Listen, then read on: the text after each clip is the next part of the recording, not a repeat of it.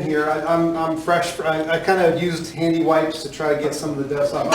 We're in the area working right now, and I always forget how long it takes to drive down that canyon along the river. I'm also thrilled to be back. I'm glad to see a pretty full house. This is a great series that the Information Center puts on, and I'm thrilled to have the support from Canyonlands Natural History Association. They really made the project that I've based my research program on possible. It's a great way to keep celebrating science on public lands.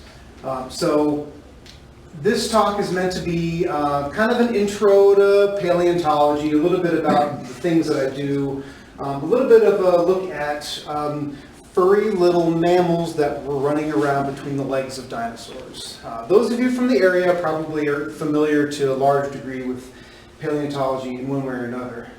This is sort of a different take and a different side of things than hopefully most of you are aware of. So when you think of the age of dinosaurs, think of things like this. Charismatic megafauna, you know, the woolly mammoths and saber-tooths of the ancient world.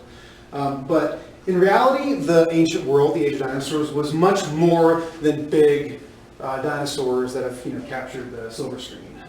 The ancient world was diverse, it was vibrant, full of all kinds of critters. Just like today, there's more than just elk and bear and wolves. There's lots of interesting little colorful lizards that run around and you chase them on the rocks, and millions of different birds and all sorts of things. That's what the ancient world was like, and that's the sort of thing that paleontologists are interested in reconstructing and learning about. What was our ancient world like? So a little bit of time and place. So this is a paleo map of, I think I have a little laser pointer thingy. There we go. Of what the Earth looked like, the arrangement of land masses in the Triassic, so 220 million years ago. Big, large landmass called Pangea. So whole Earth, all the land masses were squished together. For a sense of place, there's Utah, right there. Okay, you can kind of like use your imagination and imagine the United States, something like this. What happened in throughout the Mesozoic, the age of dinosaurs, this is at the very end of the Mesozoic, that time when that famous asteroid was supposed to hit the Earth. We see a breakup of that landmass. And that shattering of this big, huge supercontinent into lots of smaller ones creates opportunities for animals to exploit new environments, evolve in different directions in isolation. And that creates these patterns in time that account for the rich diversity that we have in today and in the ancient time, in the past. Fossils, a little bit about what fossils are. We think of fossils as, complete skeletons of big ancient things. This is a marine reptile. You can find them in the central U.S. and the British coast. I'm sure that some of you have seen the big quarry wall in Dinosaur National Monument. This is what fossils are to many people. Big bones of even bigger animals. But fossils aren't just big dinosaur skeletons or complete bones of things. A fossil is a trace of ancient life, some evidence of ancient life. And that can come in the form of a carbonized feather, right? So there's no bone here, but this is an imprint of a feather. And that tells us that whatever animal left this feather had feathers that looked like modern birds. This feather is 150 million years old, which is really cool. This is also a fossil. Dinosaur footprints are fossils. They are evidence of the presence of an ancient animal. Okay? All kinds of cool things. This is a beaver burrow from, I think it's maybe 12 million years old, from the central part of the U.S. And they make these crazy tunnel systems. Nothing like we see today. That's also a fossil. That tells us something about the behavior of an ancient animal.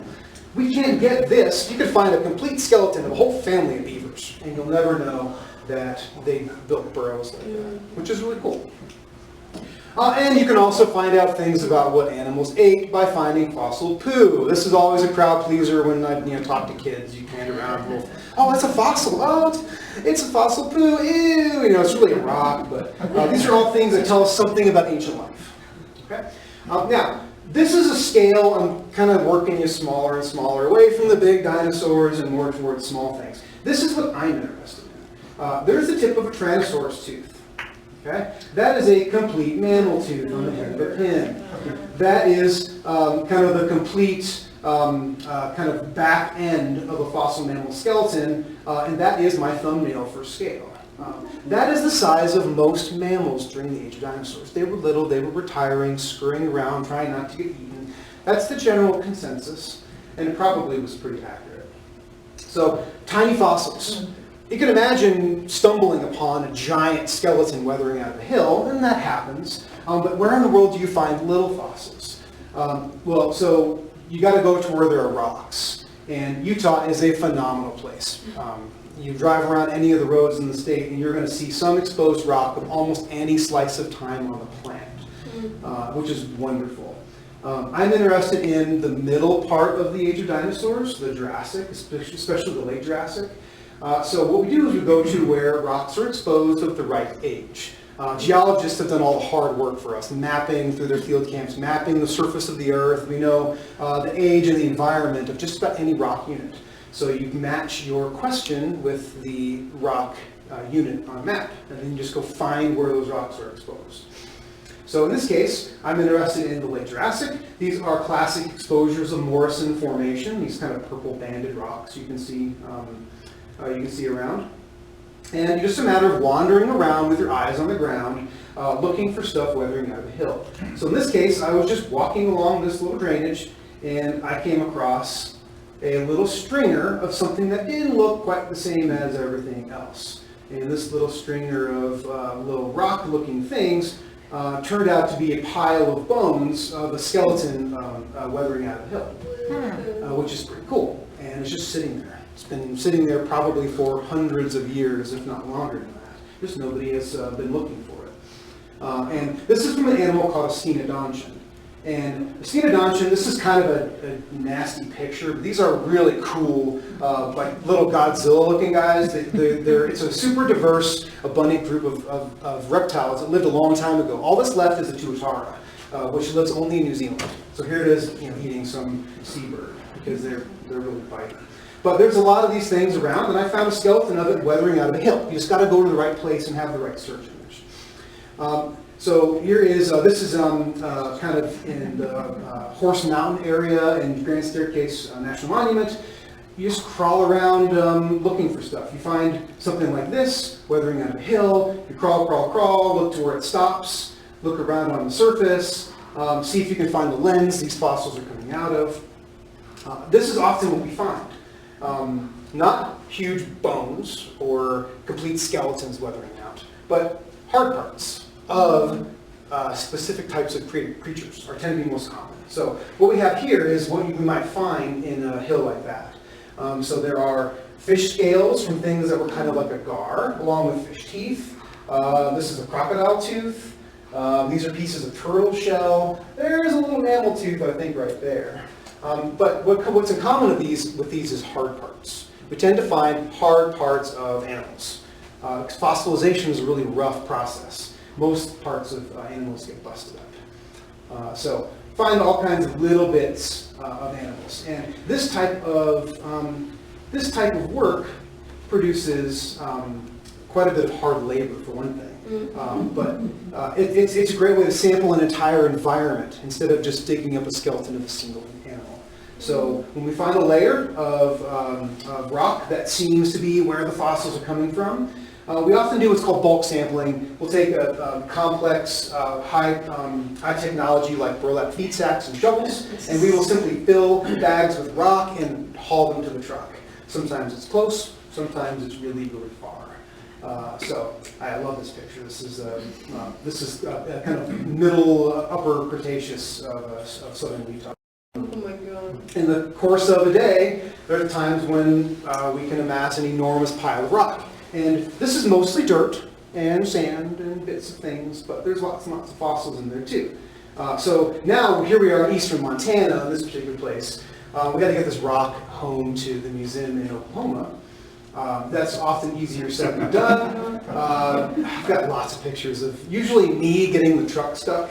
Our old field truck was a manual transmission, and unfortunately I wasn't the only one who knew how to drive a stick, so that meant I was the one that got the truck stuck all the time, mostly because no one else could drive. So what we do with these bags of dirt that all contain these little bitty little fossils is we screen wash them. So we have these nested boxes, a coarse mesh and a fine mesh nested into each other, and we fill that with this kind of loose sediment, and we soak them in cattle tanks. We can do this in the field. So here we are in Grand Staircase, where we can pump water from a nearby creek if we're able to, and soak and wash that. And you get it concentrated, lay it out to dry. It's labor intensive, but then instead of driving 6,000 pounds of rock home, we can drive maybe 400 pounds of rock home, or 50 pounds of rock home. It all depends on how well the stuff washes. And you never know what you're going to find in the screen boxes. You can see sometimes little bits of fossils as you're washing, which is really cool, because each of those little fossils, including that guy, you're the first person who's ever laid eyes on that fossil, ever, which is really cool. First time that creature has seen the light of day in 85 million years, depending how old that rock is. This generates student projects and big collections full of lots and lots and lots of animals. So here we're sampling an entire ecosystem. And this is what I mean by there's way more to paleontology than big charismatic dinosaurs. We've got turtle bones. This is crocodile scute, the bony armor they've got on their back. Fish scales. There's vials full of mammal teeth and lizard jaws, and you get all kinds of stuff this way. Great for student projects and research things and all that kind of stuff. So this is what I've been doing here. So I'm after those same types of critters, small vertebrates. The small animals that live in an ecosystem tend to be way more diverse and probably tell us more about an environment than the big, relatively less abundant, but more obvious animals. So I was wandering around the hills north of Moab, near the what used to be the ghost town of Cisco, which we've watched kind of grow up and turn into kind of a cool little place. And until we stumbled upon this little hilltop. And I'm interested in mammals from the age of dinosaurs, specifically this Morrison Formation, these purple banded rocks, which you can see kind of in the background too. And this is all I found in wandering around. So we're looking for stringers of fish scales and crocodile teeth, which is traditionally how we find small vertebrate sites. But it was a tiny little crumbling bone sticking out of this gray, popcorny, weathered mud. So you can see that's that's a centimeter. So it's really, really small. So there's another one nearby. That's the only key that we saw that said this little hill might be interesting. And it turns out that small was the rule for this particular hill. So this is the same rock unit that yielded the big wall of dinosaurs at Dinosaur National Monument. But we're not finding big dinosaurs, we're only finding little things. And the way this works is we scrape the surface to get rid of all the crumbly, weathered stuff. Any fossils in there are probably pulverized. So ultimately this is about sampling. We're not going to find it all, so we do our best. And we break these rocks free using hand tools. Then we take, the name of the game is to take a big rock and slowly turn it into small rocks. And every time you break it, you look at that face and you see if there's a little fossil inside. And it's all hand lens. It's pretty labor intensive. This is the kind of stuff that you might come across. You break a rock open and that's perhaps a leg bone from a lizard. And that's 3 millimeters. So that's about the average size of things we're finding. So it's slow going. You have to be careful to find these guys. We find something, typically we find out by breaking it, like, oh, there's a bone. Oh, look, there's the other half of the bone. And in the field, we can't do much. So we'll wrap them up carefully. Again, high-tech toilet paper and masking tape. And bring them back to the museum to process a little bit further under controlled, higher magnification conditions.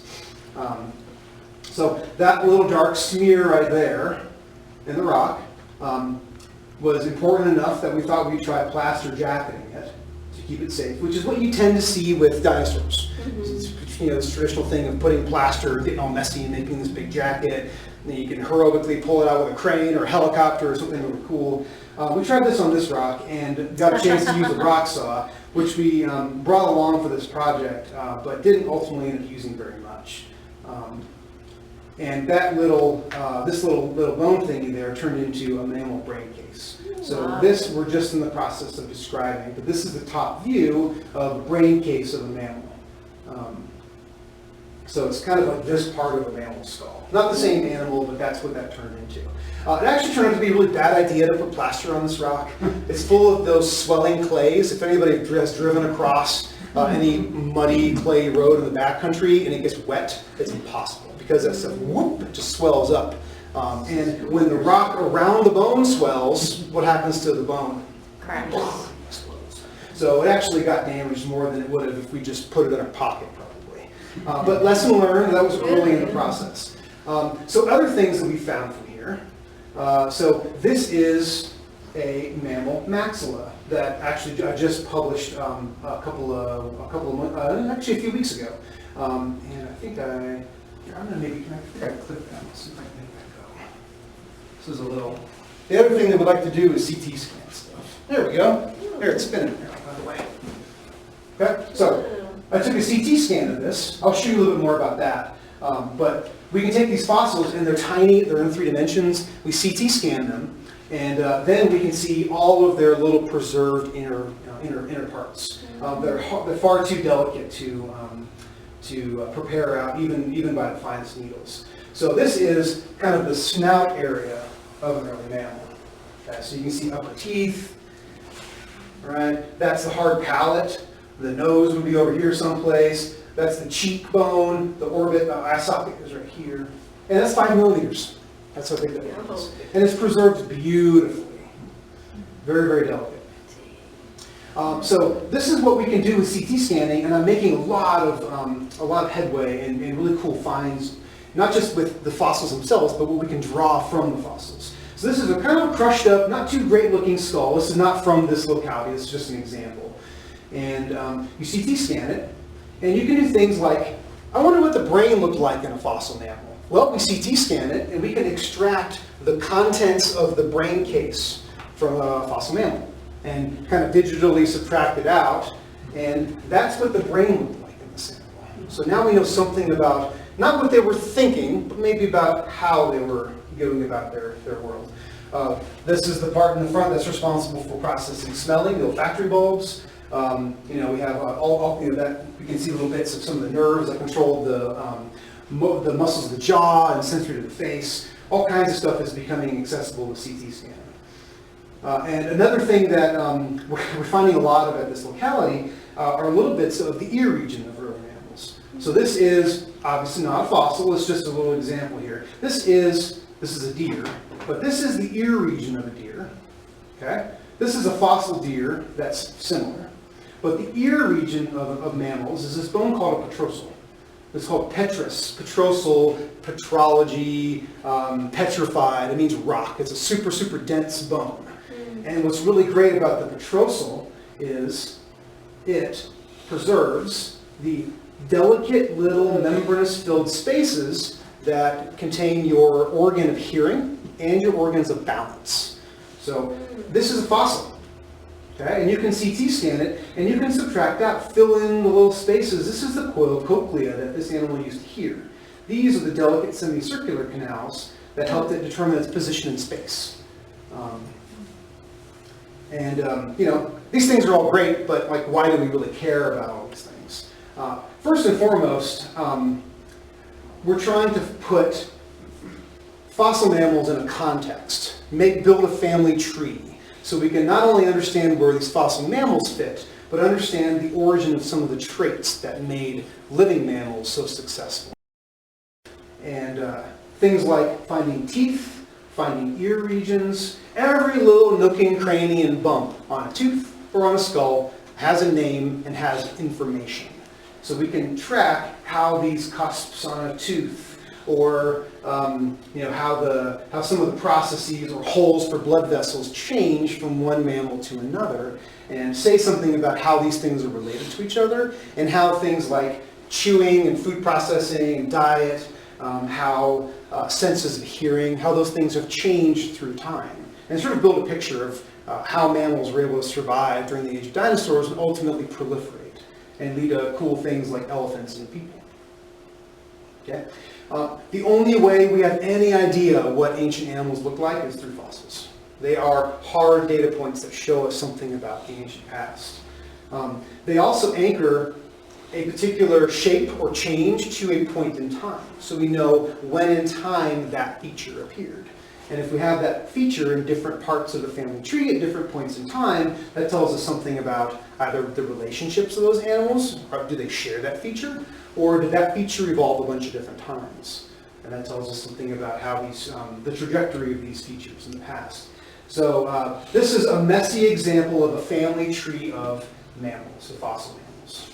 Okay? This is what it might look like. When I refer to a family tree, they tend to look like this. So a branching diagram that shows how different fossil species are related to one another. And really what these are just hypotheses. So these show us one idea of the relatedness of different fossils based on a data set that either comes from like molecules. You can see here about sequencing genomes, and we know how Neanderthals related to whoever.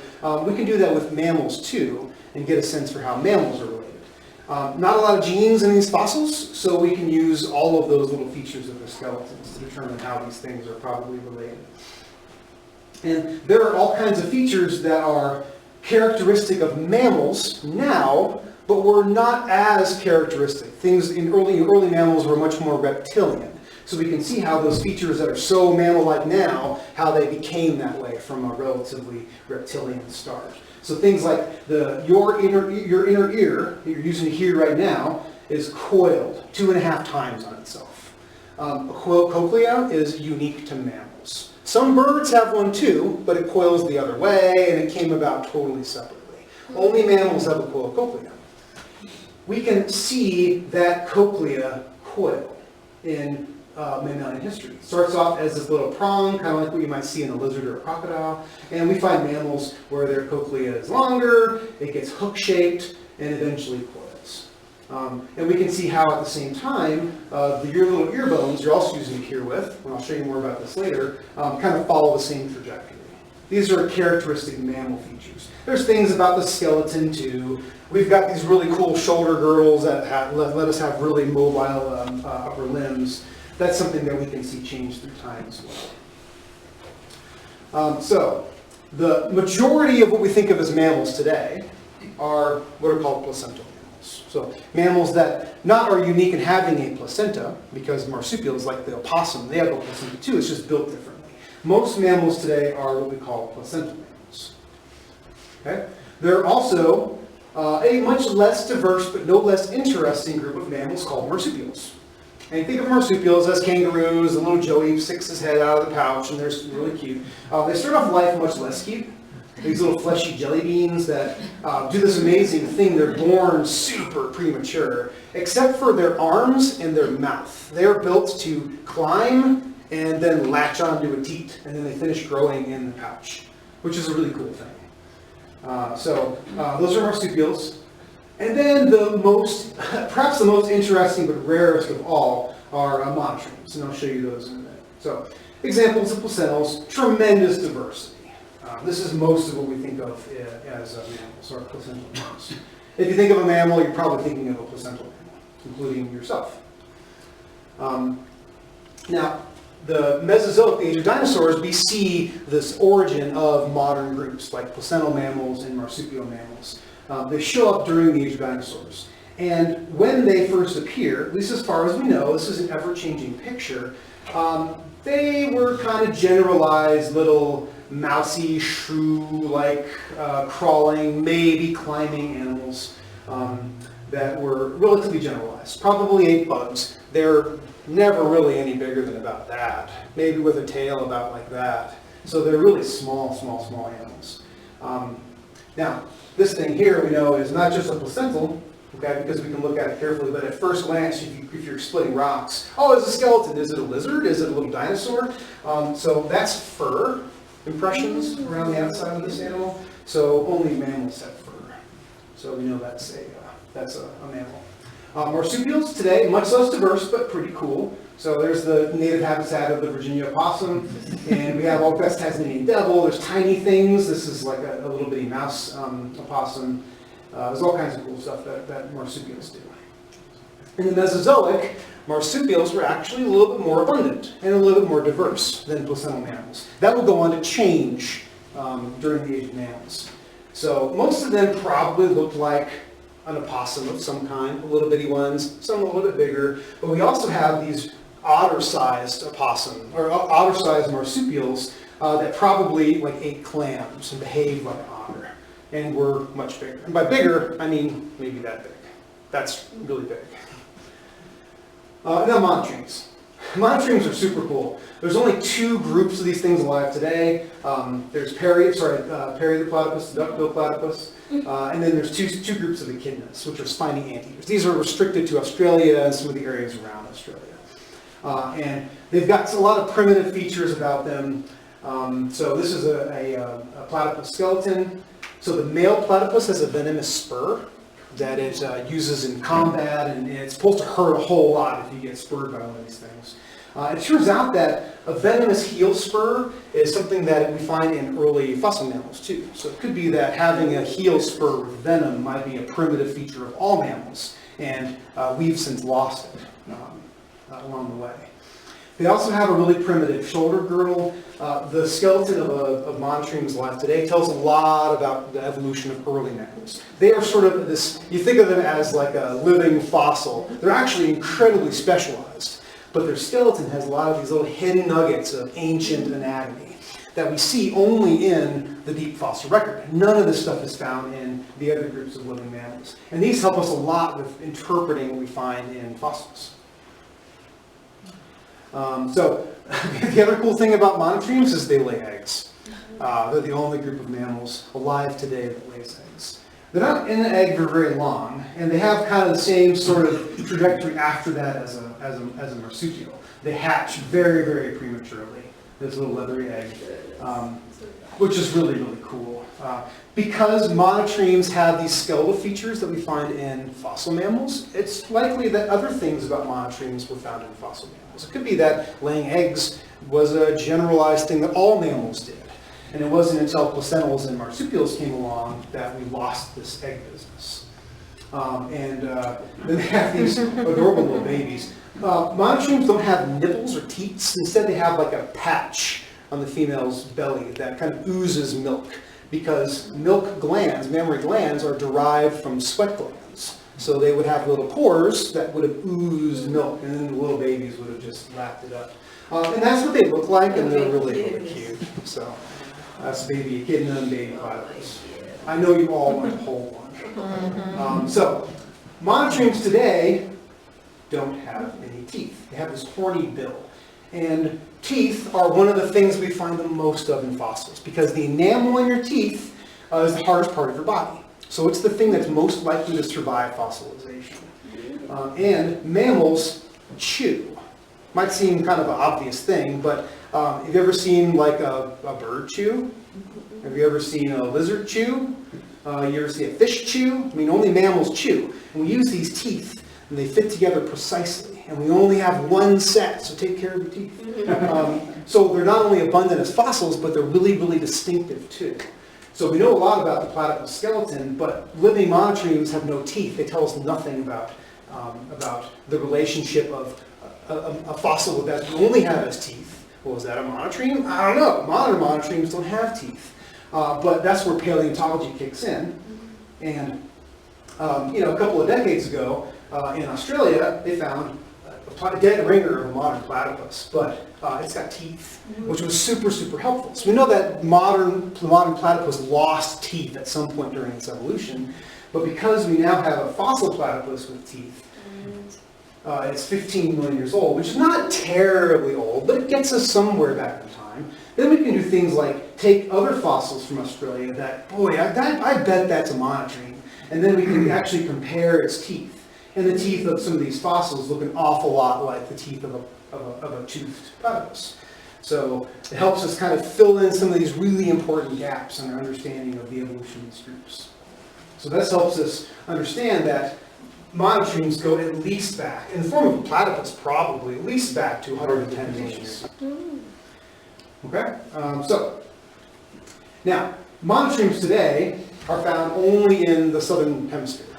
Really only in Australia. So this is the Earth probably during the Jurassic. And we've never found a fossil monotreme anywhere other than the southern hemisphere. So we have some fossil monotremes from things that are probably monotremes from Madagascar. There's a weird one that looks like a platypus from Argentina. Otherwise, they're all from Australia. So here are monotremes. Okay? So when we build this family tree, we use it based on the data we've got. And as the data improves, our understanding of the evolution of mammals improves. So here are monotremes. If we put all of our data, typically these are made from an abundance of morphology, if we want to include fossils, because genes don't help us a lot with fossils. So based on morphology, monotremes are here. Here are placentals. Okay, so these are some. I don't think this doesn't have any living placentals, but it's got things that are dead ringers for placentals. And here are marsupials down here. Okay, there's a possum. These are some fossil possums. Now, what this does is this tells us that mammals, what we consider mammals, there are three groups of living mammals. We have placentals, we have marsupials, we have monotremes. There are things on this tree that are outside of mammals. These are down here low in the tree, early branching things. So hopefully our understanding from monotremes will help us understand these guys. And our fossils of these guys hopefully help us understand the evolution of the entire group of mammals. So what are these early mammals like? So the earliest mammals were probably things that if you saw one at a distance, you kind of might think it's some kind of weird mammal. They probably had fur. They would have walked maybe like a mammal. They have complex teeth, kind of like a mammal. But they are more primitive in a lot of ways. Their jaw joint is made from ear bones. Hold on to that, I'm going to tell you about that. But they have these complex teeth with multiple roots. So the earliest mammals have a lot of features that are very mammal-like. They have hair, and we're certain of this because we have fossil footprints of something with 5 toes, and there's little wisps of hair impressions that go along with those footprints. And those are from 220, 250 million years ago. So we know that some of these early non-mammal guys had fur. So fur, as a mammal character, probably predates mammals. Chewing probably predates mammals. These are things that characterize not just mammals, but the group that we belong to. So this is what a human middle ear looks like. I teach anatomy to medical students, so I get to do a lot of fun stuff with ear anatomy. And my work that's also been inspired from my work that's been funded here and done up north of here near Cisco, allows a lot of these cool anecdotes about the evolution of hearing. So what's cool about the mammal middle ear is we have these 3 teeny tiny little bones that are vibrating in your skull right now. Every sound wave that hits your tympanic membrane, wah, wah, wah, makes these bones jiggle, and that jiggles the fluid in your ear. Okay? So only mammals have these 3 middle ear bones. But if we go back to the things that are just outside of monotremes on our family tree, our earliest ancestors, these little tiny ear bones that today are isolated in your skull are actually forming the jaw joint and are firmly anchored to the lower jaw in early mammals. Okay, so what gives with that? Well, it turns out that the evolution of the middle ear is actually a beautiful narrative that we can see play out through deep time. Okay, so this is a developing possum. The development in living mammals often tells us a lot about the evolutionary history of some traits. And we can see that the ear bones start off as these big elements stuck to the lower jaw. As we go back in time, we see that's kind of a rule. The ear bones are big elements that are attached to the lower jaw. And in fact, in the earliest non-mammal ancestors, like this guy, okay, you probably have a bucket of plastic dinosaurs that you have or your kids have, and they always have one of these guys in there. This is Dimetrodon. It's from the Permian, which is a long time ago. This is way closer to you than it is to a dinosaur.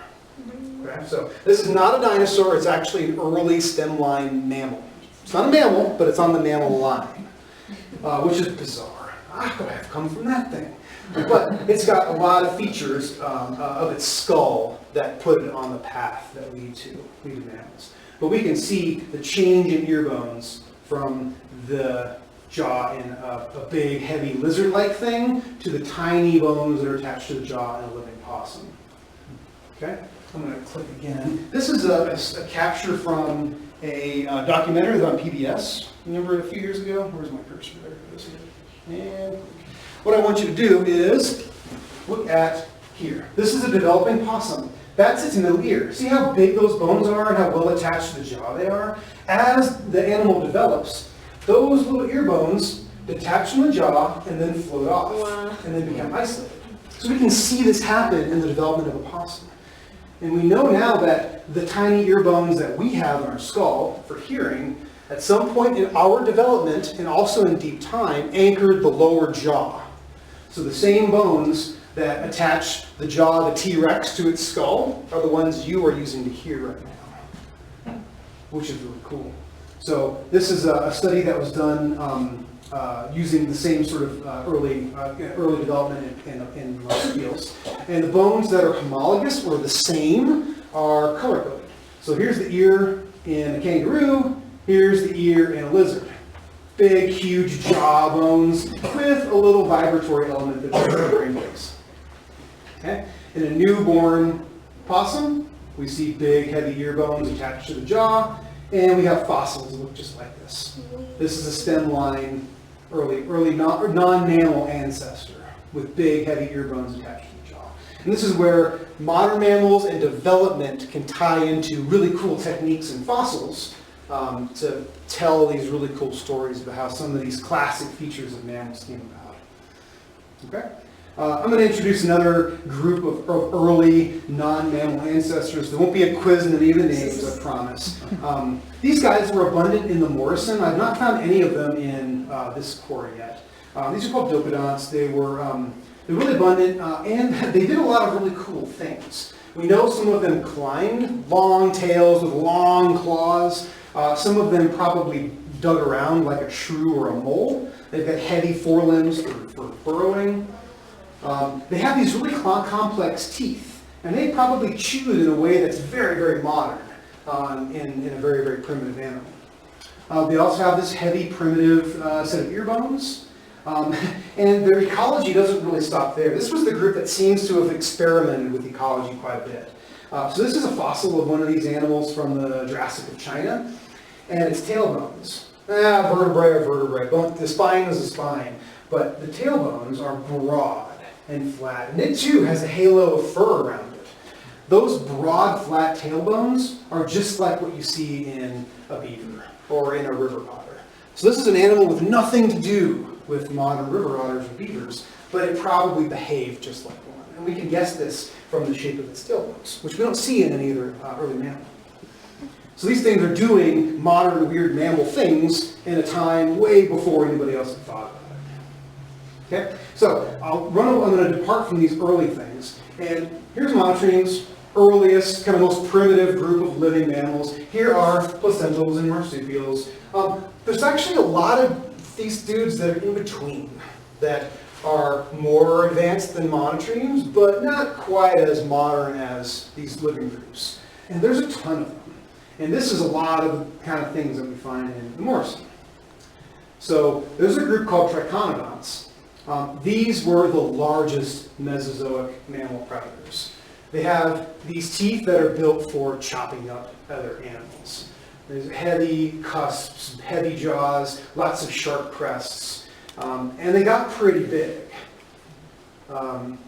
Some of them also, I love this picture. Some of these things are found with flaps of skin between their limbs. They probably behaved like a flying squirrel or a flying lemur or something like that. They gave it this sort of like vampire face. But they had teeth just like this. You probably wouldn't want to have one of these things jumping and landing on your neck or whatever. But they also experimented with ecology well before anything modern was around. And this is a really common group. Also in that tweener category, not quite modern, but more advanced in the real primitive things. These are called multituberculates. This was the most successful group of fossil mammals that ever lived. They had about 140 million year span in time, which is twice as long as the time from when the dinosaurs went extinct. That's how long these things were on the Earth. Really, really, really amazingly long fossil record. They were rodents before they were rodents. If you think about a small mammal today, you probably think of a mouse or a rat or a squirrel, things you're most familiar with. And they have those yellow gnawing incisors. There we go. That's a rat. A great view of a rat. That's why no one likes rats, because they have little mouths like that. But these multivertebrates have that too. And they have teeth that are a lot like a living mouse. Multi-tuber, lots of bumps. Okay? Names have meaning. That's what I tell my students. And a lot of these names sound complicated, but they really are just a fancy way of describing something. And what do mice like to do? What do rodents do all the time with those ever-growing incisors? Chew. No, it's really annoying. These things have these heavy incisors too, and that's gnaw marks on a dinosaur bone. Almost certainly caused by a guy like this, chewing on a dinosaur bone. Probably get calcium, just like you come across like an elk antler in the woods, and it's got little gnaw marks from where the squirrels and mice were chewing on it to get the calcium. So that's an example of an ancient mammal doing a very modern. Some other weird Mesozoic mammals. This is a thing called Fruitifossor, which is from the Fruita Paleo area just across the border in Colorado. And fossor means digging. It's got these heavy forelimbs that it uses to burrow. I now have a skull and a skeleton of this animal from the Cisco quarry. And it probably is going to be a little bit different than how it's been characterized. It definitely has these really heavy forelimbs that certainly it was digging. But it's going to be in a different part of the tree because of its teeth and its ear. It's originally described as having, this is sometimes you kind of see what you want to see. It kind of looks like an armadillo, so maybe it had teeth like an armadillo. This is actually not true. I'm going to publish a paper not too long from now that's going to overturn the shape of these teeth. It wasn't quite this simplistic.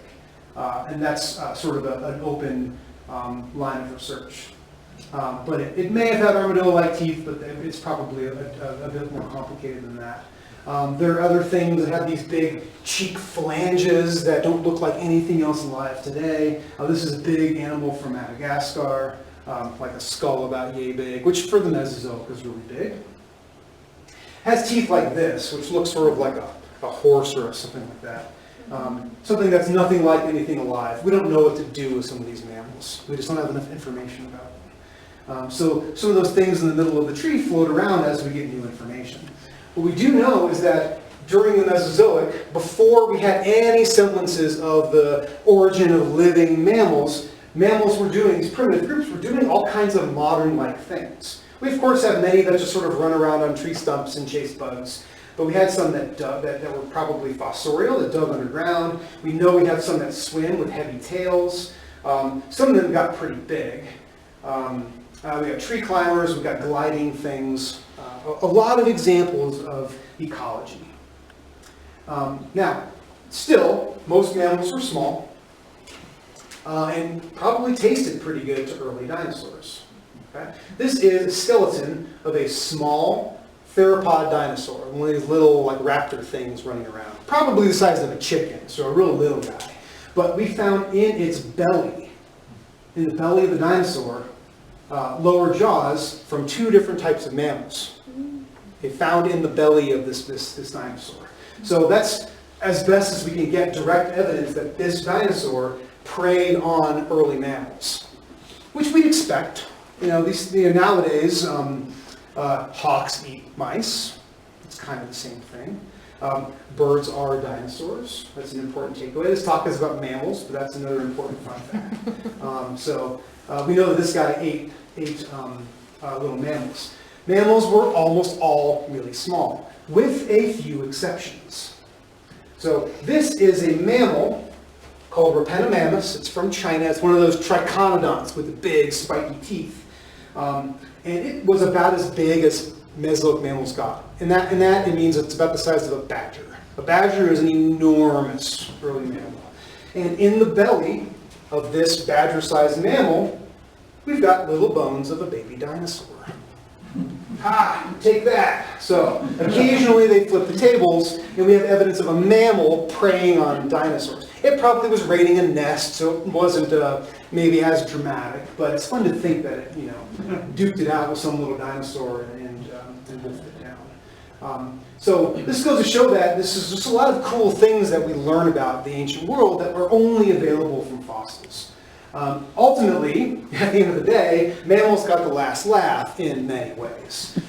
Dinosaurs didn't do very well at the big extinction event at the end of the Mesozoic, with the exception of birds. Birds did extremely well. We still don't really understand the dynamics of who survived and why at that big extinction event. That's still an open question. What we do know is that the dinosaurs that had ruled the age of dinosaurs went extinct. And mammals, they got hit hard with extinctions, but many of them survived. And they went on to proliferate into a huge variety of super cool things. Ground sloths the size of pickup trucks, these like running like carnivorous pig things with big flanges on their face, gophers with horns, those existed. Horses you could put in your pocket. This is an early whale with four limbs. Really cool elephant things, bats, and people. People are also part of this story. So they went on to proliferate and dominate. Didn't always make good decisions, even though we blamed the Earth. But at the end of the day, mammals survived. Fossils and places like the Jurassic of Utah help us really fill in a lot of the gaps to sort of understand, this part of the story, which is really cool. And before I end it open for questions, I did want to show, the reason I was late today is I was adding this picture. And it's, just with my cell phone, didn't come out very well. But you're the first ones to see this. So this is from this morning. And it's not going to look like much. My index finger for scale, but this pile of bones here is most of what is probably a complete mammal skeleton that we found this morning. We found tail bones, and we've got jaw bones. And we almost certainly have everything in between, which is really, this is by far the best mammal specimen we found from the site in the number of years we've been working it. Other than a complete lizard that we found a few years ago that was all articulated, really pretty, and only about that big. This is the most exciting specimen that we found so far, which is really, really cool. So the pile of bones here, and it's going to be impossible for anybody to really interpret. I don't really know what I'm seeing either, but here, this round thing with a shaft going off, this is the femur, the thigh bone of this mammal. So this is the hip joint here. This is the head of the femur. They kind of look just like a human femur with a round ball on the end. So that's the femur. It goes off this way. The knee of the animal is on a different block, because we find these things by splitting them. The knee would have been somewhere here, and then that's the shin bones going off that way. So this would have, you can kind of imagine the lower leg going off this way. And one of the guys out with us looked at a block and thought he saw articulated feet. So like the little foot with little bones and little bones coming off of those, which is really, really, really cool. I don't know what it is exactly yet. We did find pieces of jaw and pieces of skull. This is the sort of thing that is prime candidate for preparation, mostly CT scanning. So we can just put the thing in a CT scanner and voila, we'll have a perfect image of what this animal was. And be able to reconstruct its teeth, its postcranial skeleton, probably its ear region if we've got that. I don't know what the skull's like yet. But it's super, super, super exciting. I left the rest of the crew to look for more skeletons while I ran in and tell you guys about this. We'll see. That's the thing, is you never know what you're going to find, but these things don't grow on a bush and you can't find them in the city market. So really you have to go out in the field, and the only way to add to our data set of ancient life, to move the ball downfield for capital S science, is to go find new fossils. And to be able to do this on public land with generous support from groups like Canyonlands, also sort of promotes that these resources are available as part of our kind of common cultural heritage. And it's the sort of thing that should be collected and studied and then shared. And that's what I really like to do. With that, I'm happy to take any questions. Thanks so much for your patience.